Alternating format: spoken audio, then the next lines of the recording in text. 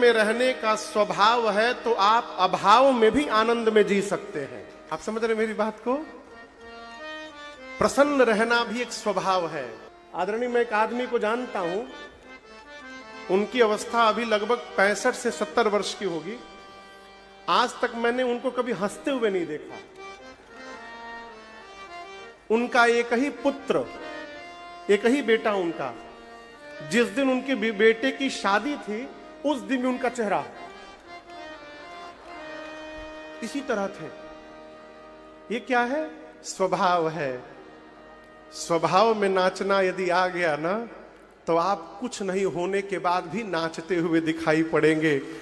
और यदि स्वभाव में रोना आ गया तो बैकुंठ मिलने के बाद भी आप रोते हुए दिखाई पड़ेंगे।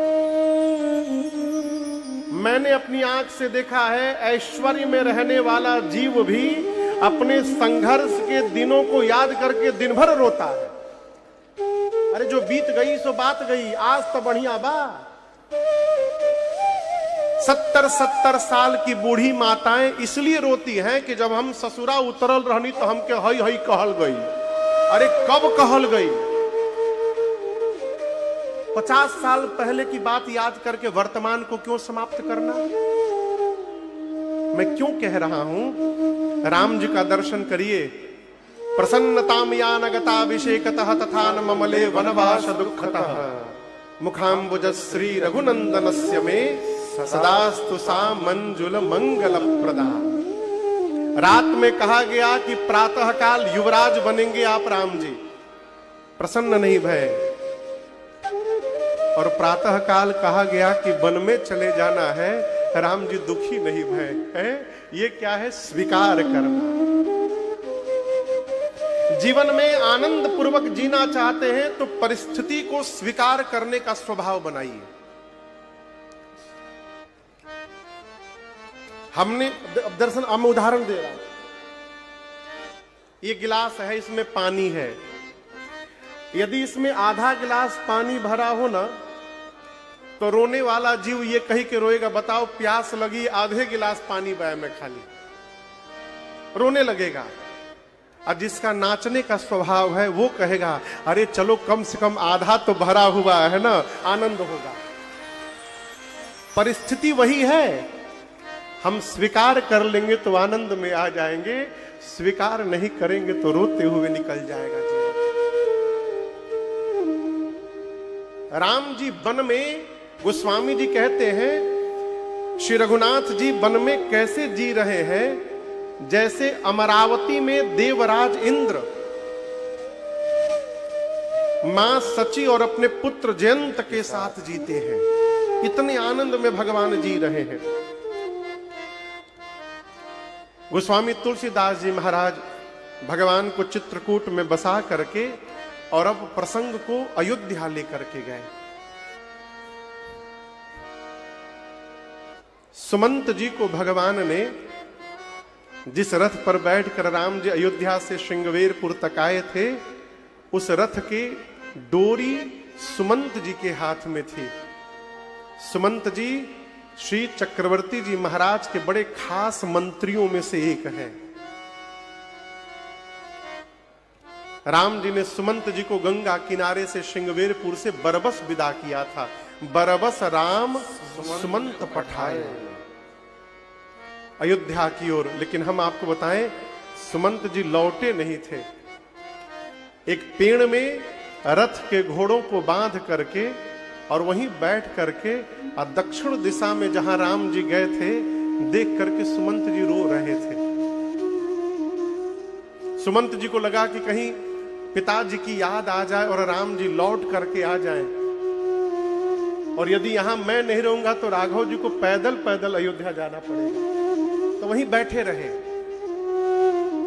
जब निषाद राजगुह को भगवान ने यमुना जी के तट से वापस श्रृंगवेरपुर विदा किया और निषाद राज गंगा पार करके जब श्रृंगवेरपुर में प्रवेश करते हैं और वृक्ष के नीचे जब सुमंत जी को बैठकर रोते हुए देखा ना, तो निषाद राजगुह भी विह्वल हो गए।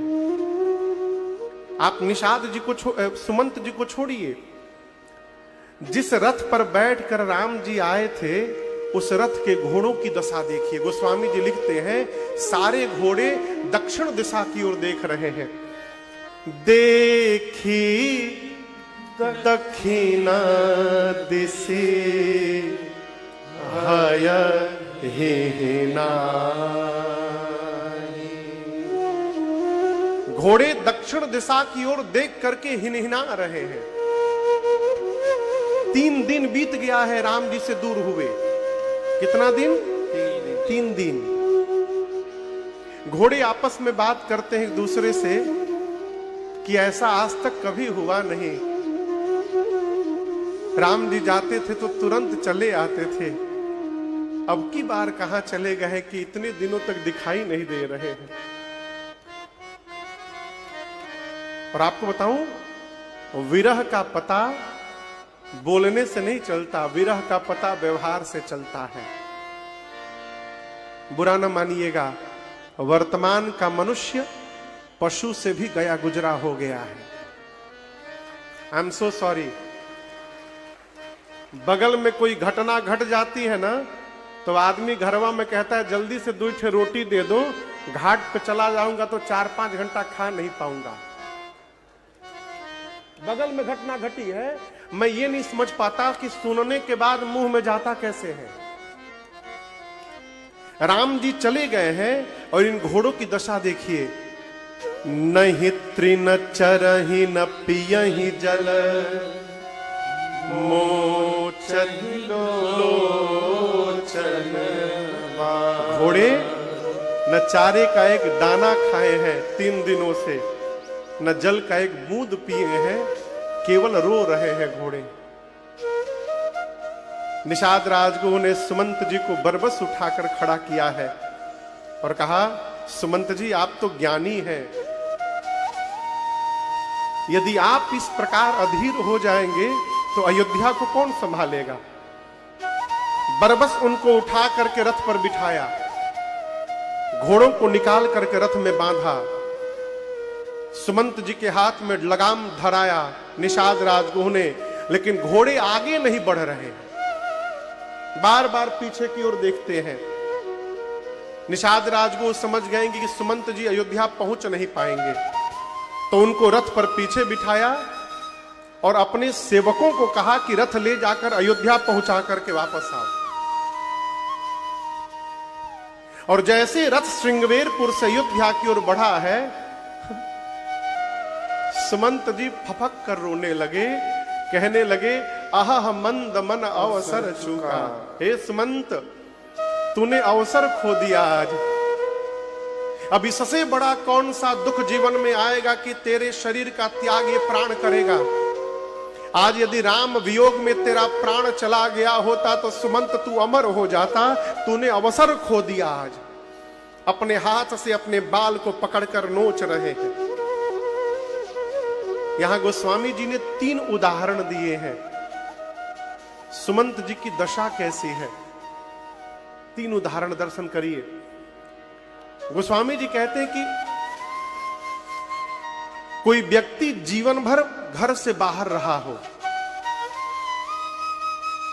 जीवन पर्यंत धन कमाया हो और जीवन भर की कमाई लेकर अंत में अपने घर वापस आ रहा हो, और रास्ते में उसकी कमाई कहीं छूट जाए या खो जाए, तो उस धन के खोने के बाद उस जीव की जो मन की गति होगी, उसी गति में सुमंत जी आज जा रहे हैं। कोई ब्राह्मण जीवन भर धर्म का पालन करे जीवन पर्यंत, और अपने जीवन के अंतिम क्षण में जी रहा हो, खाट पर लेटा हो और इस आशा में हो कि उसके घर का कोई पुत्र पौत्र आकर प्राण निकलने के पूर्व उसके मुख में गंगा जल डालेगा, और प्राण निकलने के पहले उस ब्राह्मण के मुख में कोई धोखे से मदिरा डाल दे, मदिरा, तो मरते समय मुख में मदिरा चला जाए, उसके बाद उस ब्राह्मण को जो सोच होगा वो सोच सुमंत जी कर रहे हैं। कोई स्त्री जीवन भर धर्म का पालन करे, पातिव्रत धर्म का पालन करे, और वृद्धावस्था में उसका पति अकारण उसका त्याग कर दे, तो उसके बाद उस स्त्री को जो सोच होगा वो सुमंत जी कर रहे हैं। अयोध्या की ओर जा रहे हैं, मन में सोच रहे हैं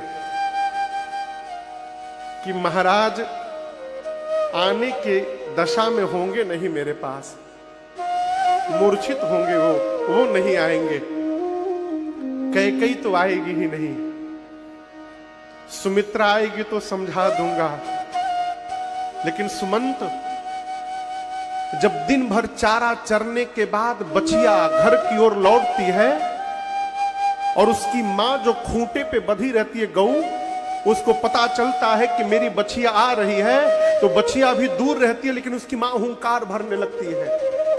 यदि मेरी लौटने की सूचना मिलकर राम की मां कौशल्या दौड़कर मेरे पास आकर पूछेंगी, सुमंत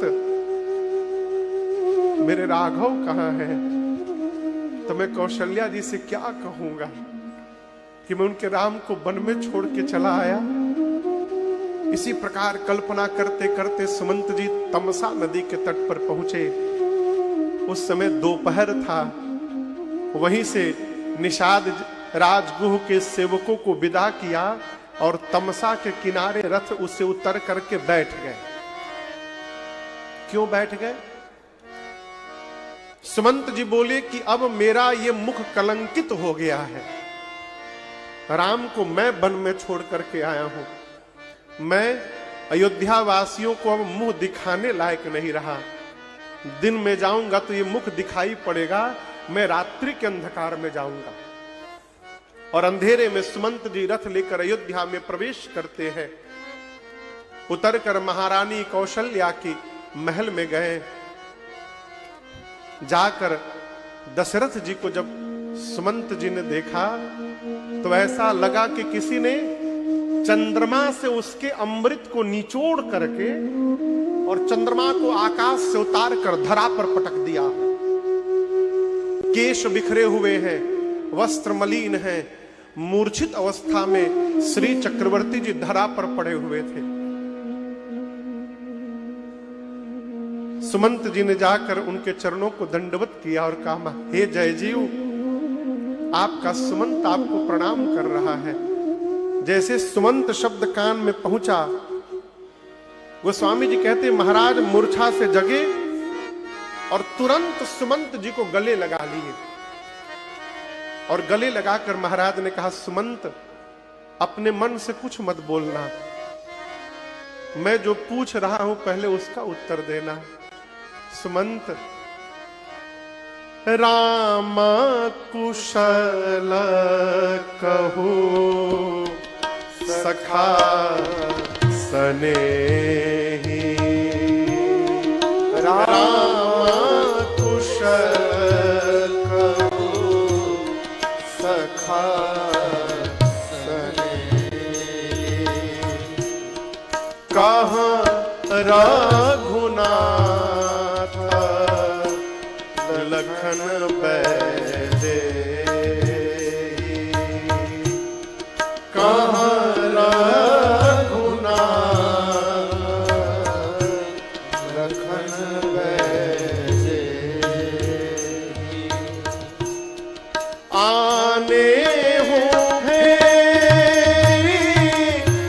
कि बनहि सिधाए,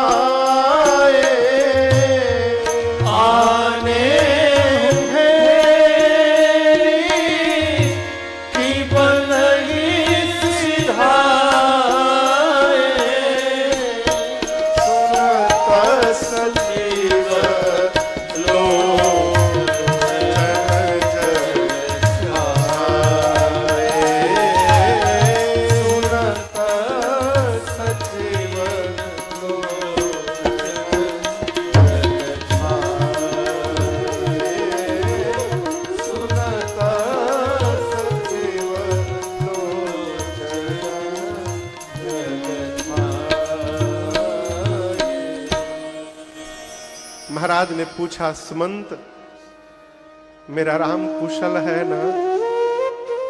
राम कुशल कहू सखा सनेही। मैंने कहा था कि 4 दिन में लौटा करके ले आना। कहाँ रघुनाथ लखन बहदेही, कहाँ है? दिखाई नहीं दे रहे तुम्हारे पीछे।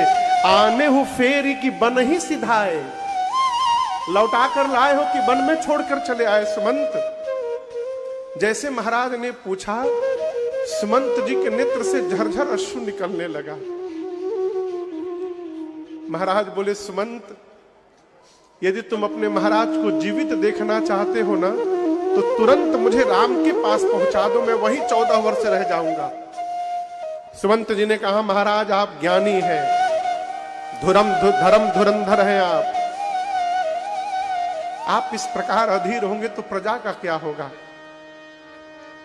राम को आपसे अधिक कौन जानता है महाराज? राम लौट कर नहीं आए मेरे साथ। जैसे सुमंत जी ने ये बात कही कि राम जी लौट कर नहीं आए, दशरथ जी महाराज के शरीर का प्राण ऊर्ध्व गति किया। ऊर्ध्व यानी ऊपर। देखिए एक बात हमेशा समझिएगा, जो मनुष्य जीवन में जितना अधिक पुण्यशाली होता है, उसके शरीर का प्राण शरीर के उतने ऊपर के भाग से निकलता है, और जो जितना निकृष्ट जीवन होता है, उसका प्राण शरीर के अधो अंग से निकलता है। महाराज के शरीर के प्राण ने ऊर्ध्व गति की, ऊपर उठा। प्राण कंठगत भयं भुवालु, कंठ में आकर प्राण फंस गया, और जब प्राण कंठ में पहुंचा तो नीचे के सारे अंग शिथिल हो गए। कौशल्या मैया ने जब यह स्वरूप देखा तो मां ने पांव पकड़ लिया, कहा, महाराज राम का वियोग आज समुद्र बना हुआ है, और उस वियोग रूपी समुद्र में ये अयोध्या जहाज बन के डोल रहा है, और इस अयोध्या रूपी जहाज पर नाथ पूरा परिवार बैठा है और पूरा समाज बैठा हुआ है। और मैं एक बात कहूं, आप ही इस जहाज के नाविक हैं। प्रभु, जिस जहाज पर नाव चलाने वाला नाविक नहीं रहे ना, उस जहाज को डूबने से कोई नहीं बचा सकता। यदि आप नहीं रहेंगे तो इस जहाज का बेड़ा पार कौन लगाएगा? मैं कहती हूं, धैर्य रखिएगा ना, तो 14 वर्ष बाद राम स्वयं आकर आपको प्रणाम करेगा। महाराज ने कहा, कौशल्या आज धैर्य नहीं, आज मुझे उस अंधे माता पिता के श्राप की सुधि आ रही है। उन्होंने कहा था, जिस प्रकार पुत्र के वियोग में हम मर रहे हैं, एक दिन पुत्र के वियोग में तुम भी मरोगे दशरथ। कौन अंधे माता पिता? श्रवण कुमार के माता पिता। तापस अंध शाप सुधि आए। और मैं आपको बताऊं, मरने के पहले कौशल्या जी से दशरथ जी ने 2 बात कही थी। क्या? कौशल्या, घर को प्रकाश देने के लिए 3 साधन हैं केवल। कितने साधन? 3। एक सूर्य, दूसरा मणि और तीसरा दीपक। महाराज बोले कि रघुवंश के मणि राम रघुवंश को और अयोध्या को छोड़कर वन को प्रकाश दे रहे हैं। अभी मणि चला गया घर से, और सूर्य वंश का सूर्य मेरे साथ अब डूबने वाला है। सूर्य भी अब अस्त होने वाला है।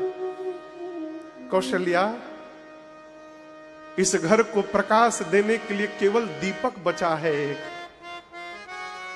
मां ने तुरंत पूछा, प्रभु वो दीपक है कौन? महाराज ने कहा, जाने हूं सदा भरत कुल दीपा। भरत को इस कुल का दीपक समझना और प्रयास करना कि भरत कहीं न बुझ जाए, फिर इस अयोध्या को कोई प्रकाशित नहीं कर पाएगा। और दूसरी बात महाराज ने कही, कौशल्या मैं तो जा रहा हूं, जब मेरा राम लौट करके आएगा ना, तो मैं जानता हूं वो मेरे वियोग में भोजन नहीं करेगा, और राम की सब सेवा के लिए सीता को समर्पित कराना, लेकिन भोजन कराने का काम सीता पर मत छोड़ना कौशल्या, आप स्वयं करना, क्योंकि राघव भोजन नहीं करेंगे मेरे वियोग में। और जब राम भोजन न करे ना, तो मेरी छवि उनके सामने रख करके और मेरी सौगंध दिला करके उनको बिठा करके भोजन कराते रहना, नहीं तो मेरा राम भोजन नहीं कर पाएगा। ये दो बात निवेदन करके महाराज बोले, राम आपको देखे बिना मैंने बहुत जी लिया। हे लक्ष्मण, हे जानकी, आपको देखे बिना मैंने बहुत जी लिया। आपको बताऊं, राम जी के जाने के बाद वो अयोध्या की 6वीं रात्रि थी। कौन सी रात्रि थी? 6वीं। महाराज को इस बात की ग्लानि है कि राम को गए 6वीं रात्रि आ गई, अब मेरा प्राण नहीं गया, मेरा प्रेम झूठा हो गया। और मानो मरने के पहले महाराज प्रायश्चित कर रहे हो। एक एक रात्रि के लिए एक एक बार महाराज ने बोला। क्या बोला? राम राम कही, राम कही, राम राम कही, तन परिहरि रघुबर बिरह, राम गयऊ सुरधाम। प्राण त्यागने से पहले श्री चक्रवर्ती जी ने 6 बार उच्चारण किया, राम राम राम राम राम राम कह के, जैसे कोई तिनके का त्याग करता है, महाराज ने अपने प्राण का त्याग कर दिया। गोस्वामी जी कहते हैं कि महाराज दशरथ जी, जियना मरना फल दशरथ पावा, जियना मरना फल दशरथ पावा, अंड अनेका अमल जस छावा, अंड अनेका अमल जस छावा, जियता राम विधु बदन निहारा, जियता राम विधु बदन निहारा, राम बिरह करी मरण सवारा,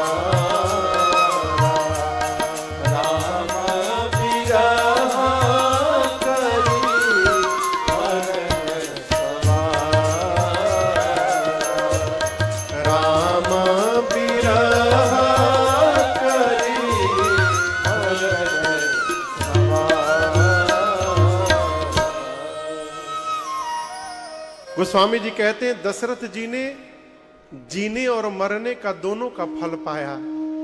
कैसे? जब तक जीवित रहे, रघुनाथ जी को देख देख कर जीवित रहे, और जब जगत से विदा लेकर गए तो राम जी को याद करते करते चले गए। यही जीने और मरने का सर्वश्रेष्ठ फल है। माताएं विलाप करने लगी। गुरुदेव भगवान ने आकर ज्ञान उपदेश दिया। नाव में तेल भर करके और महाराज के पार्थिव शरीर को सुरक्षित कराया। क्यों? 4 पुत्र होने के बाद भी अग्नि देने के लिए कोई नहीं है घर में। शरीर को सुरक्षित कराया और सेवकों को बुलाकर कहा, दूत को बुलाकर गुरुदेव ने, कि शीघ्र भरत जी के पास उनके ननिहाल जाइए और केवल इतना कहिएगा कि गुरुदेव ने याद किया है, बस। यहां जो घटा है वो मत बताना, क्योंकि यदि भरत को पता चल गया ना तो भरत आने लायक नहीं रह पाएंगे। दूतों ने जाकर बताया भरत जी जिस अवस्था में थे उसी वेश में दौड़ पड़े। अयोध्या पहुंचे, सीधे मां कैकेयी के द्वार पर पहुंचे। मां ने द्वार पर भरत जी की आरती उतारी, दुलार किया, ले जाकर कमरे में बिस्तर पर बिठाया मां ने, और भरत से पूछा, भरत मामा के घर सब ठीक है ना? है? वहां ननिहाल में सब ठीक है ना पुत्र? भरत जी ने कहा, मां वहां तो सब ठीक है, मेरे घर में सब ठीक है ना मां? कैकेयी मैया पूछी, क्यों पूछ रहे हो? भरत जी बोले, मां आज जब मैं अयोध्या में प्रवेश किया ना, तो मुझे ऐसा लग रहा था कि किसी ने मेरी अयोध्या की श्री का हरण कर लिया हो। आज अयोध्या के लोग मेरा मुख नहीं देखना चाह रहे थे मां, और मुझे सबसे अधिक आश्चर्य कब लगा मां, आज के पहले मैं जब भी घर लौट कर आया हूं तो द्वार पर मेरी तीनों माताएं आरती की थाल लेकर मिली हैं। आज पहली बार आप अकेले मिली मां। मेरे घर में सब कुशल है ना मां? कैकेयी जी ने कहा कि कुशल तो मैंने सब बना लिया था। मंथरा ने बड़ी सहायता की भरत, परंतु क्या कहूं, ब्रह्मा जी ने एक बात बिगाड़ दी बीच में। भरत जी पूछे, क्या हुआ? कैकेयी मैया बोली, लाला सब ठीक हो गया था। क्या बताऊं, अचानक आपके पिताजी नहीं रहे। अब गोस्वामी जी कहते हैं, भरत भैया सुने पिताश्री नहीं रहे, तात तात हा तात पुकारी, हे तात कह के भरत जी खड़े खड़े गिर पड़े धरती पर। किसी जल में से मछली को निकाल कर बाहर फेंक दीजिए, और बाहर निकलकर मछली जैसे छटपटाने लगे, भरत जी तड़पने लगे। मां कैकेयी बार बार संभाल करती है भरत जी का। भरत जी कहते, मां भरत के हाथ को रघुनाथ के हाथ में सौंपे बिना मुझे अनाथ करके पिताजी चले गए। कारण बताओ मुझे, क्या बताओ? जोर से बोलिए।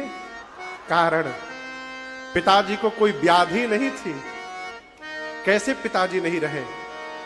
अब दर्शन करिए।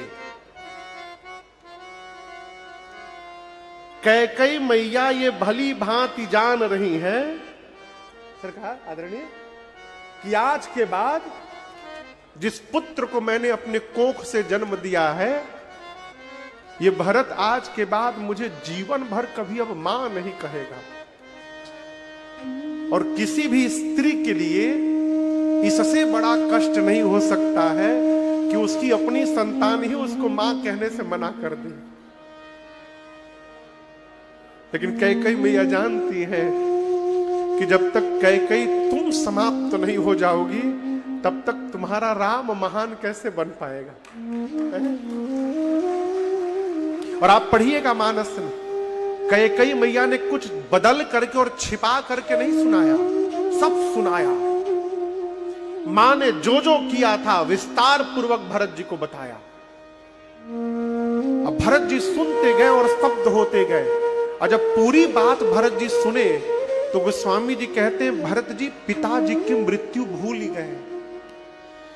भरत ही बिसरेउ पितु मरना, सुनत राम बन गौन, हे तू अपन पाँव जानी थकीत रहे हरि मौन। देखिए, जीवन में जब बड़ा दुख आ जाए ना, तो बड़े दुख के आगे छोटका दुख अपने आप विस्मृत हो जाता है, हेरा जाता है, वो भुला जाता है। भरत भैया अब तक रो रहे थे कि पिताजी नहीं रहे, और जैसे पता चला कि राम भैया वन चले गए, भरत जी पिताजी की मृत्यु भूल गए। भरत ही बिसरे पितु मरण, स्तब्ध हो गए। मन में कहने लगे कैकेयी न तुम्हारा दोष, न मंथरा का दोष, किसी का दोष है तो इस पापी भरत का दोष है। न ये पापी इस धरती पर जन्म लेता, न इस पापी को तू राजा बनाने का सपना देखती। मेरा कारण अपराध है सारा। यहां इस प्रसंग में भरत जी ने मां कैकेयी को बहुत कुछ कहा, बहुत कुछ सुनाया। क्या सुनाया वो गोस्वामी तुलसीदास जी जाने, भरत जी जाने। अखंड पाठ करिए, मानस जी का संकल्पित पाठ करिए, तब तो ये प्रसंग पढ़िएगा। अलग से प्रसंग मत पढ़िएगा, मैं निवेदन कर रहा हूं। क्यों? भरत जी जो मां कैकेयी को कह दिए हैं, मां कैकेयी उस बात की अधिकारिणी नहीं है। मां कैकेयी उस सुनने की पात्रता नहीं रखती। मां ने क्या, भरत जी ने काका नहीं कहा मां को, मां मौन होकर सुनती रही। इसके बाद पता है भरत जी कहां गए? प्रदीप जी पता है कहां गए भरत जी? कौशल्या मैया के पास। क्यों? कहीं मां ये न समझ बैठे कि राम भैया के वनवास जाने में मेरी भी भूमिका है। भरत जी दौड़कर मां के पास गए। आप उस दृश्य की कल्पना करिए। कौशल्या मैया अपने कक्ष में बिस्तर पर बैठी हैं, आदरणीय, रो रही हैं। तो रोते समय आंख में क्या रहता है? आंसू। आंख में जब आंसू भर जाए ना तो धुंधला दिखाई पड़ता है, स्पष्ट नहीं दिखता। मां की आंख में आंसू भरे हैं, मां को धुंधला दिख रहा है। द्वार पर भरत जी आके खड़े हो गए। भरत जी और राम जी दोनों देखने में एक जैसे हैं, बिल्कुल एक जैसे। मां को धुंधला दिख रहा था, स्पष्ट नहीं दिख रहा था। धुंधले में जब भरत भी आके खड़े हुए ना, तो मां कौशल्या को ऐसा लगा कि राम जी आके खड़े हो गए। और अचानक जैसे राघव जी की स्मृति आई ना, मां इतनी विह्वल हो गई, इतने वेग से मां कौशल्या दौड़ी भाव विह्वल में कि गोस्वामी जी कहते हैं द्वार तक मां कौशल्या पहुंची नहीं, बीच रास्ते तक जाते जाते मां को मूर्छा आ गई और मां गिर पड़ी। यहां गोस्वामी जी लिखते हैं, देखत भरत भिकल भय भारे, परे चरण तन दशा विसारी। भरत ही देखी मात उठी ढाई, मूर्छित अवनि परी झई आई। मां गिर पड़ी। भरत जी आकर मां के चरणों से लिपट गए और मूर्छा से मां जगी। और जब देखा भरत जी आ गए, मां ने भरत जी को उठाकर अपने गोद में बिठा लिया। और आपको बताऊं,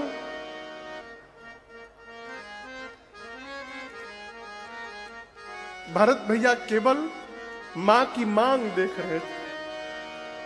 यहां गोस्वामी जी लिखे हैं, केवल मां की मांग देख रहे हैं। मां पूछती है क्या देख रहे हो?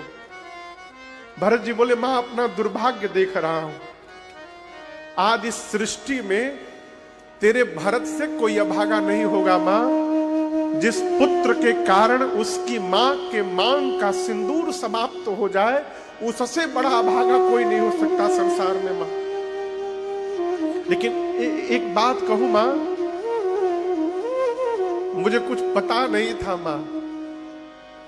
राम भैया के वनवास में मेरी कोई भूमिका नहीं है मां, मैं कुछ नहीं जानता। यदि भैया के वनवास में मेरी तनिक भी भूमिका है तो मैं कहता हूं जो पाप सदगुरु की हत्या से लगता है, तेरा भरत लेने को तैयार है मां। जो पाप माता पिता की हत्या से लगता है, मुझे लग जाए। अंक में पल रहे संतान की हत्या से जो पाप लगता है, मैं लेने को तैयार हूं। भरत जी बोलते गए, बोलते बोलते भरत भैया 28 पाप गिना गए। मैं ये सारे पाप लेने को तैयार हूं। कौशल्या मैया बोली, बोल लिए, अब मैं बोल रही हूं।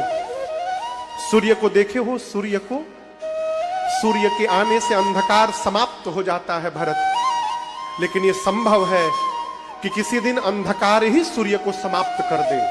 ये संभव है। पूरा का पूरा आकाश एक छोटे से बादल में समाहित हो जाए, ये संभव है।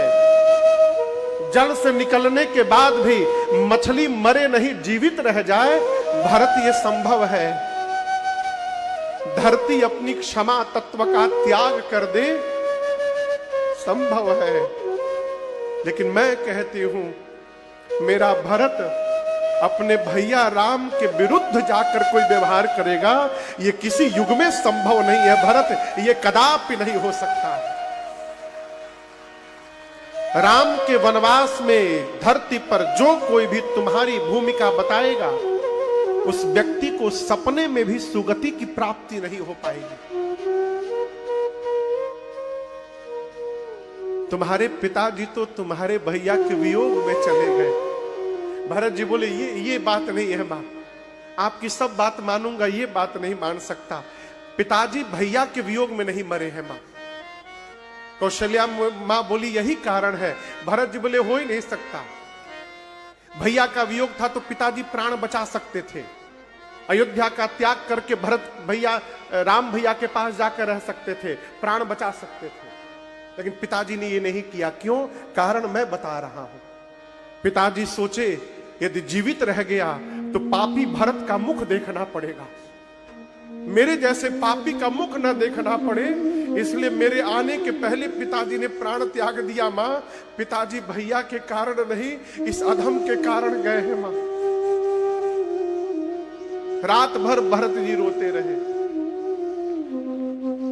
एक ही बात कहते हैं कि मोरा जनमा रघु बर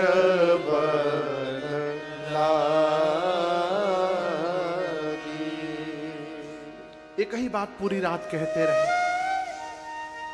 सवेरा हुआ, गुरुदेव भगवान आए, सरजू जी के किनारे चंदन की लकड़ी की चिता सजाई गई और भरत भैया ने पिताजी को मुखाग्नि दिया है।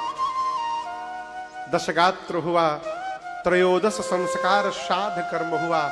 एक बात बताऊं, गुरु जी कहते थे एक प्रकार से दान करने को, भरत भैया 1000 प्रकार से करते थे। गोस्वामी जी को यहां तक लिखना पड़ा कि भरत जी ने पिताश्री का जो श्राद्ध किया, 1,00,000 मुख से उसका वर्णन नहीं हो सकता। पितु हित भरत कीन्ह जस करनी, सो मुख लाख जाई नहीं परनी। मैं एक निवेदन करूं आप लोगों से, करूं? बोलिए। हाँ। श्राद्ध कर्म ना बहुत श्रद्धा से करनी चाहिए। श्रद्धा शब्द से ही श्राद्ध की उत्पत्ति हुई है। ये जो कर्म है, ये बताता है कि जाने वाले के प्रति हमारी क्या श्रद्धा थी, वही श्राद्ध है। और इसमें एक और निवेदन करूंगा, मरने के बाद श्रद्धा दिखाइए चाहे मत दिखाइए, जब तक माई बाप जीवित है तब तक श्रद्धा अवश्य दिखाइए। जीवन भर बाबूजी को अपने हाथ से कभी एक गिलास पानी नहीं दिया, अब मरने के बाद पिताजी के नाम से प्याऊ बनवा रहे हैं, ये सब बेकार है, कोई मतलब नहीं। माई बाप जीवित है तो जो जो करना है कर जाइए। अवसर नहीं मिलेगा हो। धरती पर सबसे सौभाग्यशाली जीव है वो, जिसको घर में कोई आशीर्वाद देने वाला है? ये जो ऊपर छत है ना, ये रहता है तो इसका महत्व नहीं पता चलता। जब ये समाप्त हो जाता है ना, तब इसके महत्व का पता चलता है। इसलिए माई बाप है जब तक जीवित, आप सौभाग्यशाली हैं। भगवान को बाद में प्रसन्न करिए, जन्म देने वाले माता पिता को पहले प्रसन्न करिए, भगवान अपने आप प्रसन्न हो जाएंगे। श्राद्ध कर्म पूर्ण हुआ और इसके